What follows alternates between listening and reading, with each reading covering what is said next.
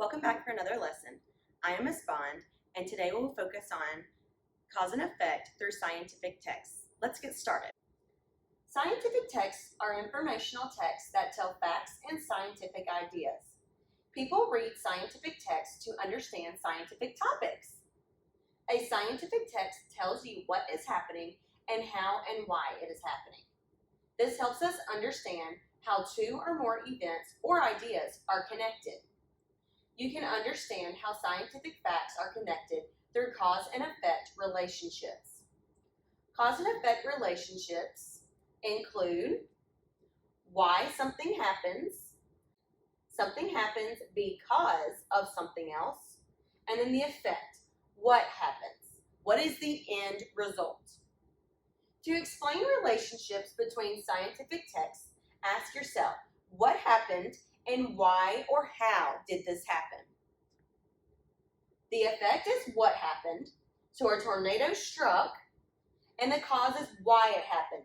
Why did a tornado strike? Because during a thunderstorm, warm, moist air and cool, dry air meet. This creates instability in the atmosphere, resulting in a tornado, right? Let's move on to our text for today. Tsunami is a Japanese word that means harbor wave. A tsunami is a series of waves in a body of water caused by the displacement of a large amount of water. Tsunamis usually occur in the ocean, but they can also occur in large lakes. They are caused by earthquakes, volcanic eruptions, underwater landslides, or underwater explosions. So we've just actually read a cause and effect. They are caused by earthquakes, volcanic eruptions, underwater landslides, or underwater explosions. And what is the end result of these things? A tsunami. Very good.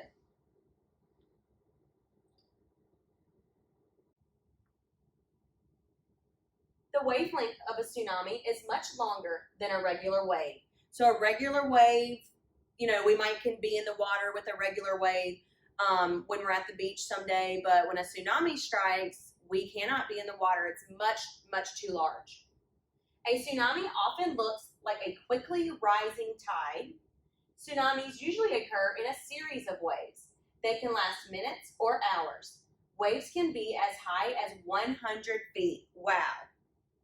But they typically are no more than 10 feet. They can reach speeds of 500 miles per hour. That is fast as a jet. Tsunamis occur only in coastal areas. When a tsunami reaches shallow water, it slows down. As the wave reaches land, it grows taller. Tsunamis can be incredibly destructive. In 2004, a tsunami in the Indian Ocean killed about 230,000 people in 14 countries. During a tsunami, a tall wall of water travels at a fast speed. It floods nearby coastal areas. This causes destruction and dangerous debris. So dangerous debris means that things could be flying in the air and possibly hit someone, which makes it dangerous. This is a 2004 tsunami in Thailand. Tsunamis are hard to predict. Sometimes the only sign before a tsunami hits is a drawback. A drawback occurs when the shoreline recedes a great deal. People who have survived tsunamis ran to higher ground or high floors of buildings during the drawback. Scientists have worked hard to develop technology to predict this natural disaster. One of the predictors uses sensors attached to buoys to monitor the pressure in the water that are susceptible to tsunamis. A tsunami is a dangerous natural disaster. Scientists are continuing to develop technology and systems to predict the devastating effects. So if they can predict it, then maybe they can keep everyone safe where it's going to happen. Let's answer some questions together. What could people learn from this article? Choose all that apply. What could people learn? And we're going to use red today to circle or box what people can learn from this article? Do you think people could learn about the causes of tsunamis? Well, yeah, we've already underlined what causes a tsunami. So let's go ahead and box that in red. It's okay if there's red and blue. And then we're going to circle A. Have we learned about the effects of tsunamis? Yes, we have. In paragraph 2, we read that they can be incredibly destructive and that in 2004, a tsunami in the Indian Ocean killed about 230,000 people. So yes, B is an answer. Did we learn how to prevent tsunamis? Let's think about that one. That one can be a little bit tricky. It says that tsunamis are hard to predict. So there's no quick answer for how to predict tsunamis. So we're not going to include that in our answer. The effects of tsunamis on animals. Did we read anything about animals? No, we did not. So we're not going to include D as our answer. The chart below shows the causes of tsunamis. Complete the chart. We're going to use orange to go back to our text for our text-based answers, and then we're going to write the missing causes of tsunamis. We have underwater volcanoes. We have underwater landslides.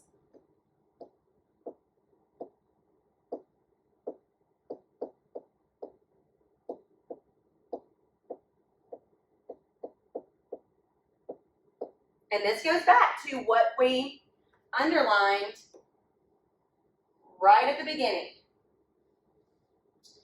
And then we have earthquakes are also a cause.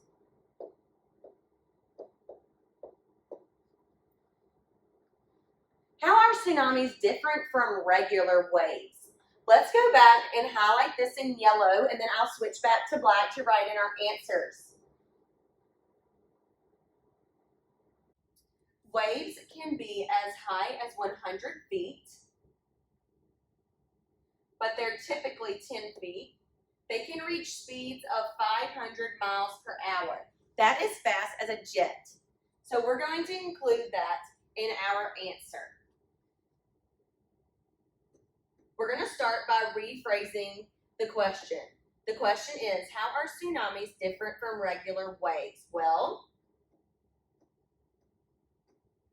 tsunamis are different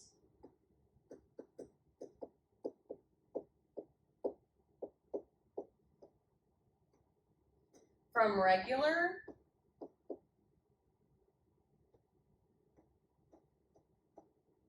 waves because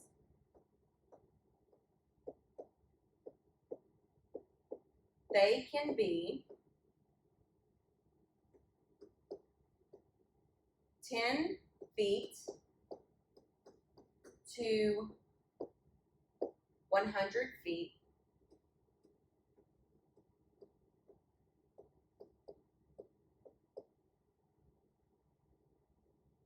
high.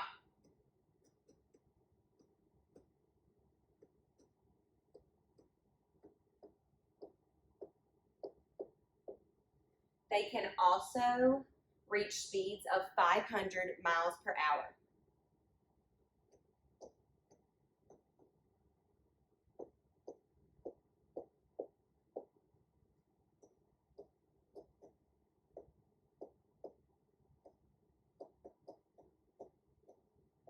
We're getting a little long, but that's okay. We're really answering the question. Read the following sentence from paragraph 3. Tsunamis can be incredibly destructive. Which of the following sentences from the article demonstrate a tsunami's potential destruction? So what could potentially happen due to tsunamis? What would be the effect? Let's make sure we're looking back to our text. An effect of a tsunami can flood nearby coastal areas.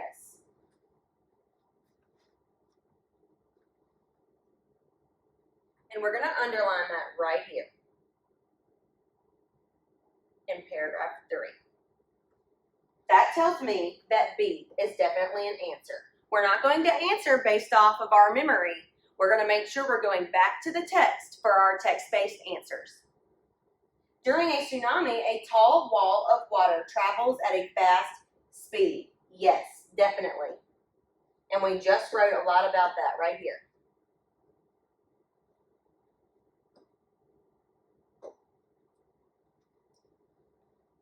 In 2004, a tsunami in the Indian Ocean killed about 230,000 people in 14 countries. Yes, it did.